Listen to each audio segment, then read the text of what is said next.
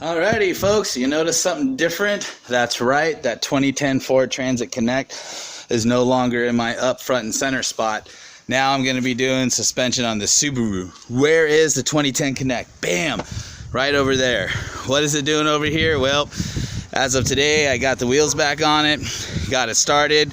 I've got it running pretty decent. I need to finish up some computer diagnostics on it, but as you can see,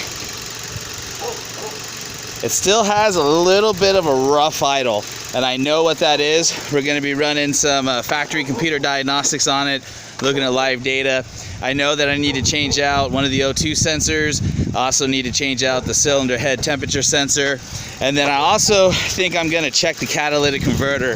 How I'm going to do that is I'm going to remove that O2 sensor, take the camera scope, stick it down in there, and see if that catalytic converter is clogged up. One of the things I'm kind of doing right now, though, is going through all my post-op checks, making sure it's not leaking a bunch of fluid or anything like that, just kind of letting it sit in idle. I've also already driven it around the block. As you can see, so far I've got 1.3 miles on it. I've been running and letting this vehicle idle so much I need to get gas for it. So I'm gonna go ahead and pause this video and we're gonna run a factory diagnostics on it. Okay, now one of the things I've done for my post-op check after replacing the engine is I pulled it up on this mat here. This mat is nice and clean, and if there's any leaks, if anything's dripping, any issues, I'll be able to detect it on this mat. So I'm gonna go ahead and get my computer and I'm gonna go ahead and run the factory diagnostic test. All right, so we've got our computer plugged in here. Let me shut this door to make this beacon stop. Now, this vehicle technically doesn't pass emissions. It comes back with a catalytic converter, EGR, O2 sensors, all that comes back red. Let's go into factory.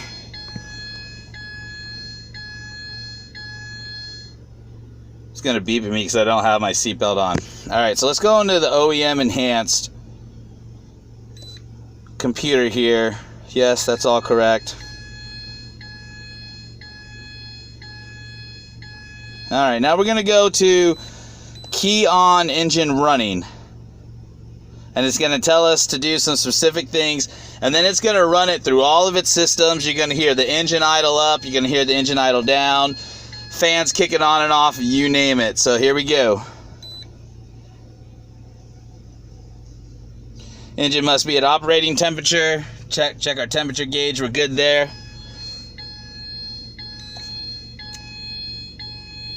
Turn the steering wheel to the left, press and hold the brake pedal, cycle the overdrive switch if equipped. Now let's go ahead and go out here and see what the engine's doing. Our computer is doing what it needs to do. Let's go check out the engine.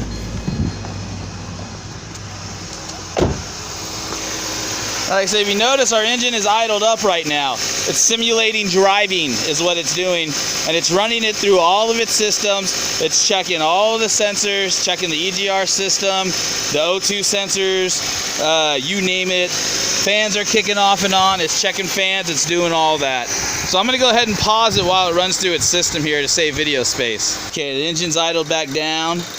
Everything's calmed down now. Let's see if our computer has anything for us.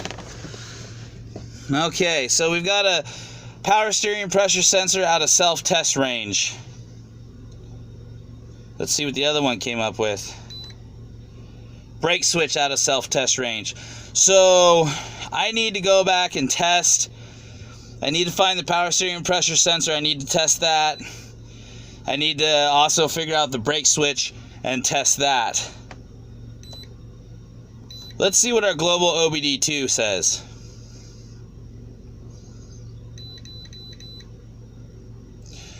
No powertrain diagnostic trouble codes or freeze frame data is presently stored in the vehicle's computer, but yet we still show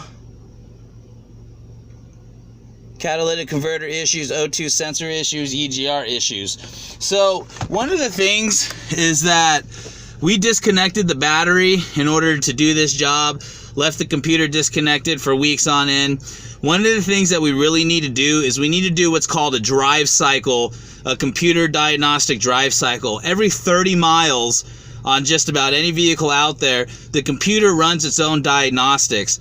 And if you're going to have a check engine light come up, if you're going to have an issue with an O2 sensor or a catalytic converter or exhaust issues, after that 30 miles, that's when your check engine light is going to kick on. So if you notice, I've only driven it for 1.5 miles. That's basically post-op drive. Drive it around the block, make sure it's not going to kick, backfire, blow up, spew a bunch of oil everywhere, stuff like that. It also gives you a chance to bring the engine up to proper operating temperature and test the transmission and, you know, check transmission fluid and all that other good stuff. So we're still kind of in post-op checks, making sure that this job was done correctly and all that other stuff. So what I'm going to do here in the next day or so is I'm going to go ahead and get the 60-mile drive cycle done that I need to do. Of course, that's after I go ahead and get the hood back on and start double checking all my fluids, making sure everything's kosher and we're good to go. So I highly suspect, though, because I've already pulled the code a few times, I highly suspect I do need to get an O2 sensor and a cylinder head temperature sensor, and I may just need to change that power steering sensor as well. So that's pretty much where I'm at, guys. I'm excited. The engine does run good now, finally. We're not fully done. We're almost done. There is light at the end of this tunnel. So I'll have an update here in the next day or so, and hopefully I will be giving this vehicle back. All right, folks. Well, this is Matthew, your friendly neighborhood technician. Don't forget, I really enjoy helping you guys out. If you need anything, shoot me a question or anything you have in the comments. I'll do my best to get back to you. Thanks for watching and supporting me. This is Matthew, your friendly neighborhood technician, signing off.